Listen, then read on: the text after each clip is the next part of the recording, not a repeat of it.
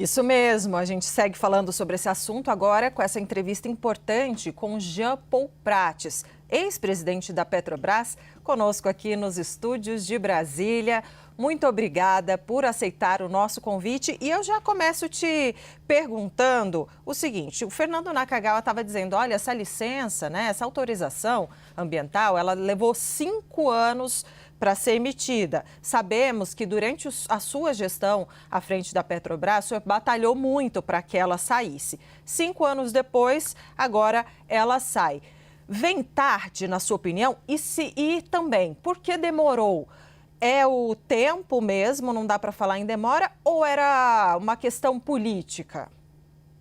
Olha, Débora e Yuri, boa tarde para vocês, boa tarde a todos que nos assistem, todas que nos assistem. De fato, demorou mais do que o imaginado, né? Não vamos dizer que isso não nos surpreendeu a todos da indústria.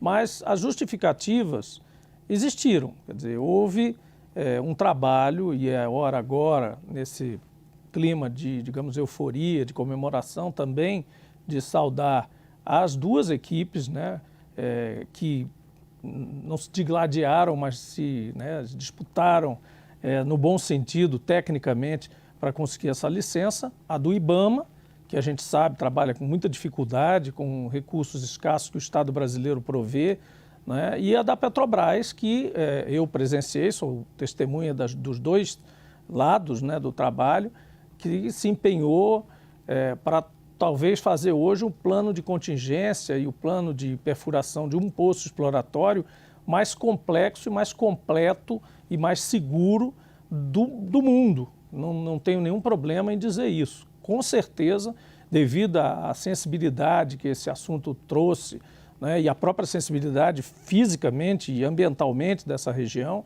esse é um plano muito complexo, muito difícil de conceber e também difícil de licenciar, não é? Porque justamente o outro lado tem que tomar todos os cuidados, pedir tudo que cabe pedir.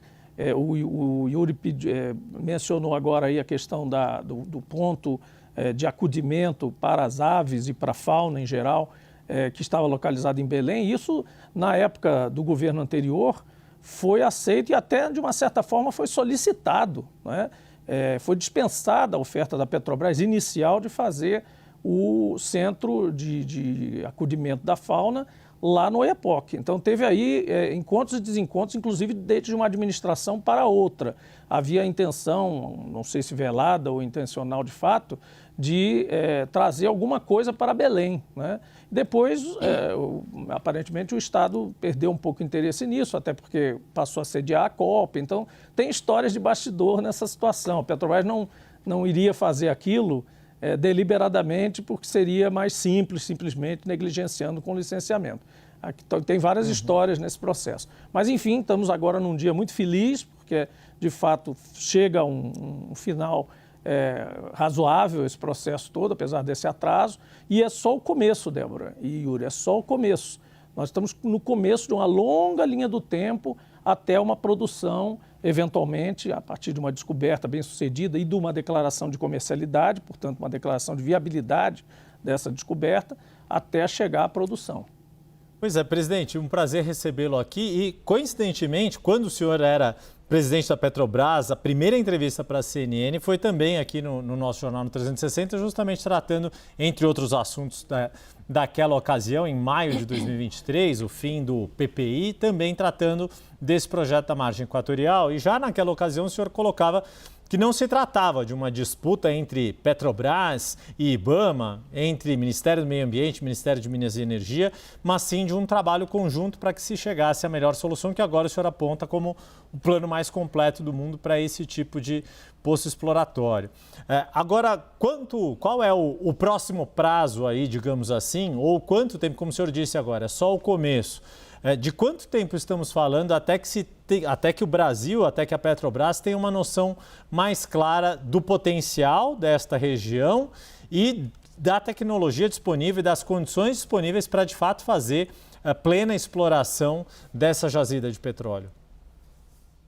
Yuri, de fato, a Petrobras, e eu acredito, falo por Magda Chambriard também, porque ela adotou a mesma postura, tanto um presidente quanto o outro, e o próprio presidente Lula, os demais envolvidos nesse processo, jamais trataram o IBAMA como um empecilho ou como alguém que estivesse deliberadamente dificultando o processo. Todo respeito à ministra Marina, ao diretor Agostinho, à equipe técnica do IBAMA, que colocou seus pontos, colocou seus relatórios técnicos e aprimorou com isso a própria tarefa da Petrobras. A Petrobras tem muita responsabilidade ao fazer o que faz, nunca teve sequer uma intercorrência ambiental na perfuração de um poço exploratório, e olha que lá vão aí milhares de poços perfurados em todo o Brasil, inclusive na própria região ali, na região mais próxima ao mangue, portanto até mais sensível do que essa, e de fato nunca houve esse embate, digamos, de pressão extra-técnica ou esse trabalho fora das regras ali de licenciamento. Bom, a linha do tempo agora a perfuração deve durar entre 3 a 5 meses, né, com algum conforto, evidentemente. Depois, essa sonda deve sair de lá, se não me engano ainda da informação que tenho, tem mais 3 poços contingentes nesse mesmo bloco, nesta mesma região, nos blocos da Foz do Amazonas que estão com a Petrobras, o que já estavam, não os novos que foram arrematados, os que já estavam, mas esses 3 poços serão perfurados apenas depois da sonda ir fazer outras tarefas e voltar, porque ela tenta aproveitar o tempo, né? O tempo de avaliação dessa primeira perfuração. A partir das informações colhidas dessa primeira perfuração, vai se decidir onde furar e como furar os outros 3 poços contingentes. Porque a partir de um poço apenas, não é possível responsavelmente, não é, avaliar um reservatório. É como você tentar desenhar qualquer coisa com um ponto só. Você precisa de mais pontos para definir, inclusive, o tamanho do reservatório numa situação tridimensional da geologia aí debaixo do fundo do mar. Então, você vai avaliar, a sonda vai fazer outras coisas, vai voltar em algum momento para perfurar mais. Quando esses 2, 3 poços contingentes estiverem perfurados, você já vai ter uma massa crítica de dados, informações suficientes para dizer à ANP, o órgão regulador que representa a União e a todos nós como poder concedente, se aquela descoberta vale a pena produzir ou não. É aí que entram as avaliações e as estimativas de reservas, né? Reservas provadas, no caso. E aí a Petrobras, então, iria para uma segunda fase do mesmo contrato de concessão, que é a fase de desenvolvimento da produção e da produção. Aí começa a concepção de uma plataforma, basicamente, falando em linguagem leiga, de todo o sistema de produção offshore, concepção na planta. Depois vai para algum estaleiro ou vários estaleiros e vários múltiplos fabricantes para montar aquela estrutura que ela é desenhada para cada descoberta, para cada tipo de óleo, para cada situação ambiental diferente. Vai ter que rolar outro processo ambiental bem mais complexo do que esse, porque é o processo que vai permitir produzir óleo, portanto, fluir óleo dali para a terra, dali para navios, dali mesmo entre si a produção de gás, tudo que vai acontecer na plataforma nos próximos 30 anos será definido ali no plano de desenvolvimento. E depois desse plano de desenvolvimento aprovado pela ANP, ela tem mais ou menos 120 a 180 dias para fazer isso, né? Você então pode começar a produção exatamente de acordo como você disse que ia acontecer no plano de desenvolvimento. Não pode ser diferente. E tem mais uma coisa, o perfil de produção daquele campo, ele é definido no plano de desenvolvimento também e ele tem que ser cumprido à risca. Portanto, há uma previsão da forma e do ritmo que aquela produção vai se dar de forma a preservar a pressão de reservatório e ter uma produção ótima, digamos assim. Aproveitar o máximo de óleo que estiver ali dentro. Isso vai levar mais ou menos 2 a 3 anos até a descoberta ser declarada comercial e depois a construção aí pode durar de 3 a 5 anos. Então, a gente deve estar produzindo aí dentro de uns 7 a 8 anos. Quem sabe, né, Yuri? Olha só, ele tem na cabeça toda a linha do tempo. Presidente, deixa eu convidar o Daniel Richtner, nosso diretor aqui da sucursal de Brasília, para participar dessa entrevista. Daniel. Obrigado, Débora, Yuri. Presidente, hoje mesmo, depois da emissão da licença ambiental do IBAMA, eu estava revisitando o plano decenal de energia da empresa de pesquisa energética para observar ali a curva projetada de produção de petróleo no Brasil. e o que se observa é uma virada de sinal a partir do fim desta década, do começo da próxima. O Brasil inverte a sua tendência das últimas 2, 3 décadas de crescimento da produção e a partir de 2031 começaria, por causa do esgotamento das bacias de Campos, de Santos, a reduzir a produção de petróleo. Por isso eu lhe perguntaria, num cenário com exploração de petróleo na margem equatorial e num cenário sem exploração de petróleo na margem equatorial, onde se encontra a produção de petróleo no Brasil na próxima década? Por que, afinal, ela pode ser decisiva para fazer essa curva não mudar de sinal? Bom, você já disse exatamente o cronograma, né? 31 você teria a inversão, né? Você teria um ponto de inflexão nessa curva, que é justamente o perfil. Eu falei do perfil de produção do campo, que ele é programado. Como é que você consegue fazer essa conta? Como é que a EPE faz essa conta? Porque ela pega todos os campos brasileiros e faz uma curva agregada, uma curva consolidada da produção de tudo aquilo somado e dá mais ou menos o mesmo comportamento de um reservatório isolado. Ela vai a ser um ponto e depois ela começa a cair, né? Então, essa curva, essa queda começaria nesse cenário que você descreveu da EPE em 31. Quando você repõe reservas novas, não descobertas anteriormente, e traz a produção gradualmente na linha do tempo, você estica aquele platô por mais algum tempo. Então, essa que é a intenção da gente. É claro que tem toda uma discussão do processo do ambientalismo também, no sentido de forçar as companhias de petróleo e os países a realmente forçar essa curva para baixo, para obrigar o consumo a diminuir, forçar, de uma certa forma, a substituição dos combustíveis fósseis. Mas aí a gente entra naquele outro dilema que a gente já discutiu exaustivamente, mas que é sempre bom colocar, né? Hoje, o mercado de petróleo ele é mais conduzido, né? Não digo controlado, mas conduzido pela demanda do que pela oferta. Houve tempo que era mais pela oferta do que pela demanda. Havia muita demanda e havia um cartel, seja de empresas privadas, das 7 irmãs em um momento, seja depois de países ou estatais de países na época da criação da OPEP. Havia esses grupos que controlavam o preço, mais ou menos diziam o preço e o mundo se submetia a esses preços.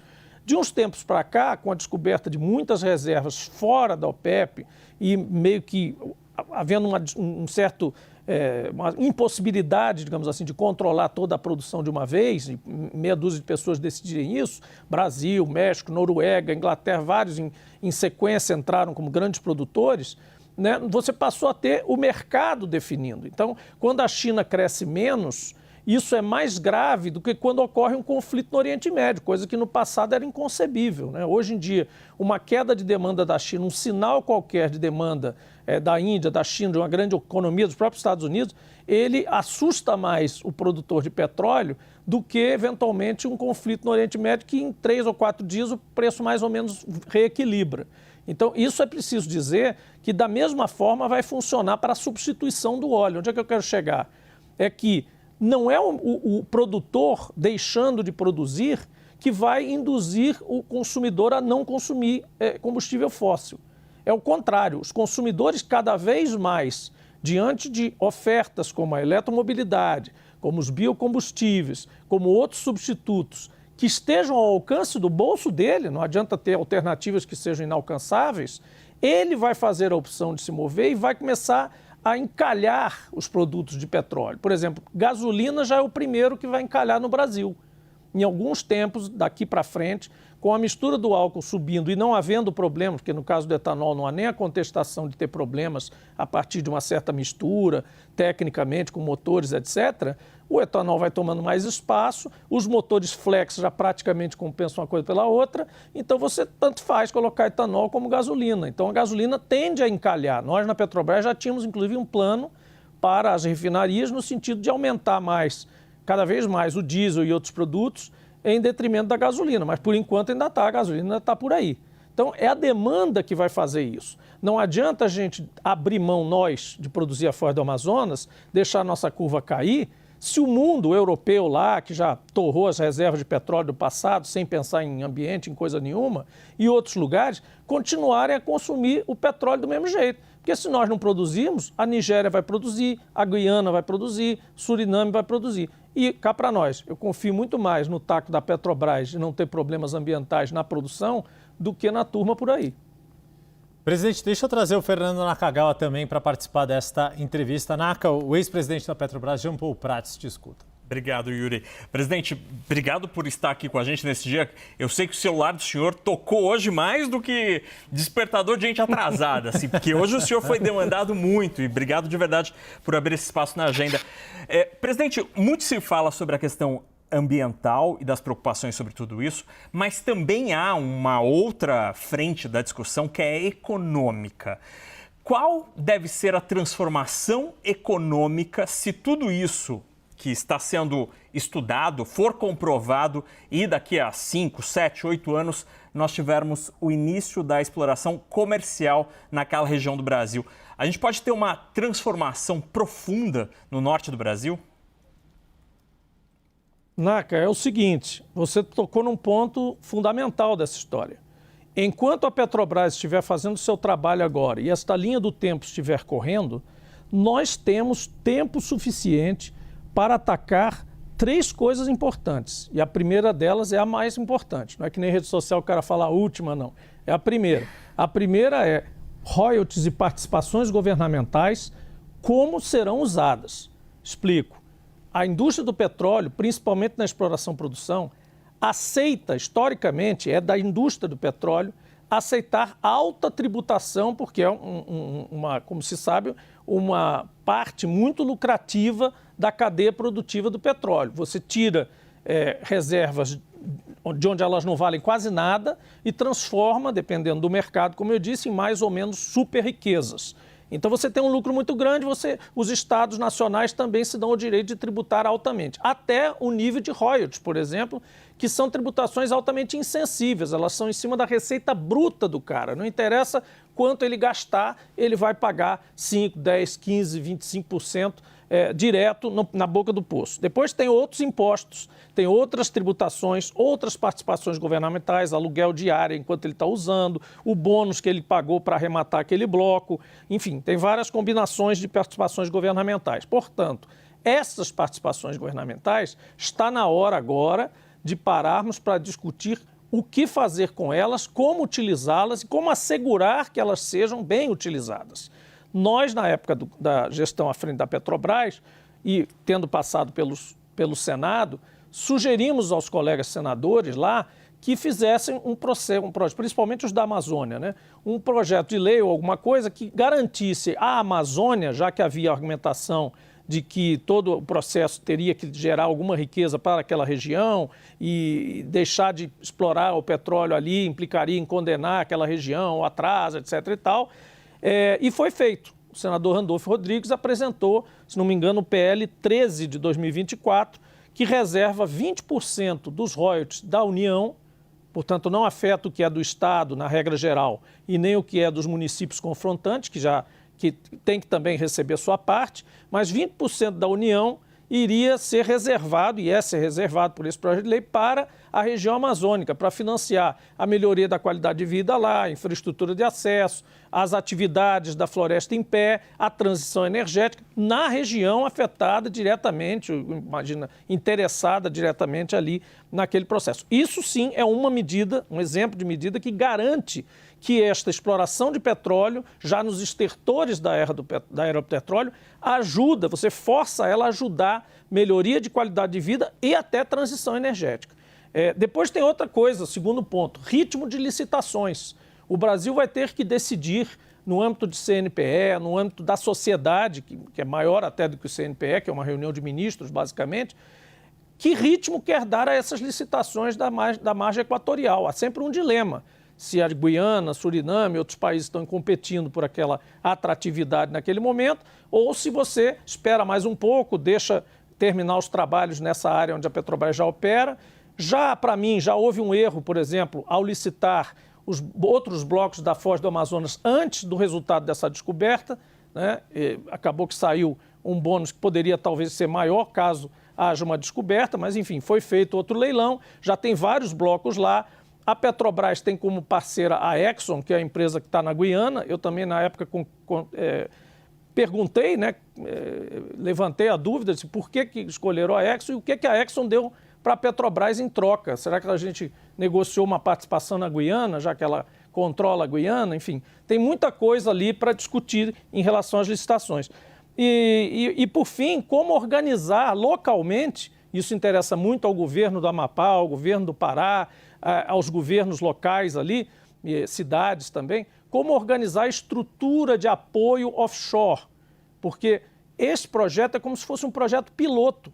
Se aquilo realmente se configurar como uma região produtora muito importante, as estruturas que vão ser necessárias ali, pessoas treinadas, até estaleiros, reparos, várias coisas para evitar que a operação saia dali ou tenha que vir muita gente de fora, vão ter que ser muito bem planejadas. E olha que ela tem o mercado dali e o mercado dos vizinhos, que já está operando. Então tem como imediatamente começar a operar e ajudar as operações, inclusive na Guiana e no Suriname.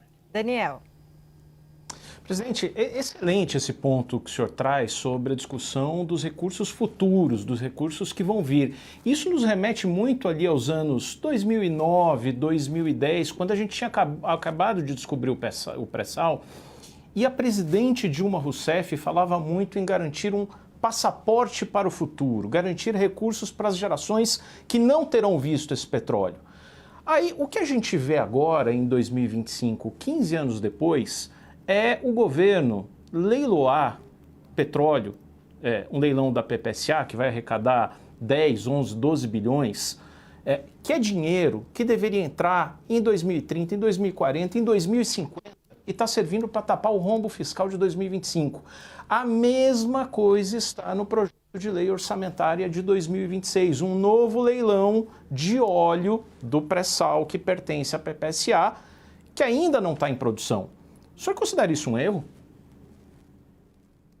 Olha, eu acho que mas há necessidades, provavelmente, que justificam isso. Se isso estiver bem explicado, uma boa exposição de motivos para as gerações futuras e para os governantes futuros, enfim, é o que está se fazendo. Eu na época, como senador da oposição, líder da oposição ao governo Bolsonaro, critiquei essa medida proposta pelo então ministro Paulo Guedes.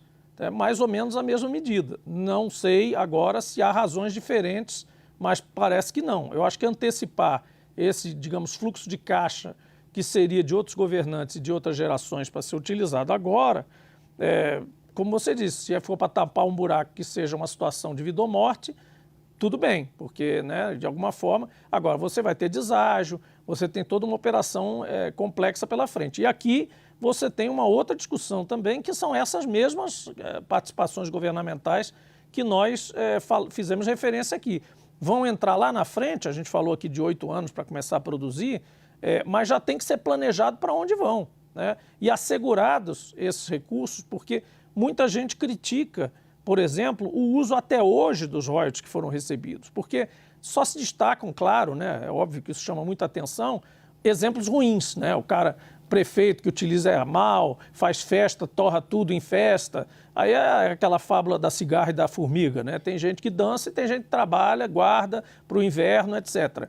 O royalty, ele tem como natureza não remunerar dano ambiental, não indenizar nada para a estrutura, ele tem como natureza pagar as gerações futuras por um recurso não renovável que você usa hoje. Então, nós hoje estamos vivos aqui, rodando carros, caminhões, toda a economia, em cima de um produto que não se renova e que a gente está tirando de gerações futuras. Portanto, o pagamento do royalty, juridicamente, tem esta natureza. Então, a parte, pelo menos uma parte dele, deveria ser, e o certo é que se faça isso, incluído em fundos soberanos ou em fundos de gerações futuras, como, por exemplo, fez, para falar de bons exemplos, o governo do Espírito Santo. O governador Casagrande tem um fundo para gerações futuras que funciona bem. Algumas cidades fizeram isso também. Outras descontam a futuro, é o contrário. Você tira da geração futura e usa agora, ainda por cima, o recurso que você arrecadou. Então, assim, é uma lógica um pouco contrária ao pensamento do que é o royalty. Como é produção de petróleo da parte da União, tem essa diferença que talvez perdoe o caso. mas normalmente o raciocínio seria guardar ou investir para gerações futuras, que fez a Noruega também, por exemplo. Nós conversamos com Jean Paul Prats, ex-presidente da Petrobras. Muito obrigada, viu? Nesse dia tão atribulado, o senhor está aqui conosco. A gente deseja uma boa tarde, uma excelente semana. Obrigada, presidente. Prazer estar com vocês. Muito obrigado também ao Daniel Richtner e ao Fernando Nakagawa, que participaram conosco desta entrevista. Obrigado, presidente. Até a próxima.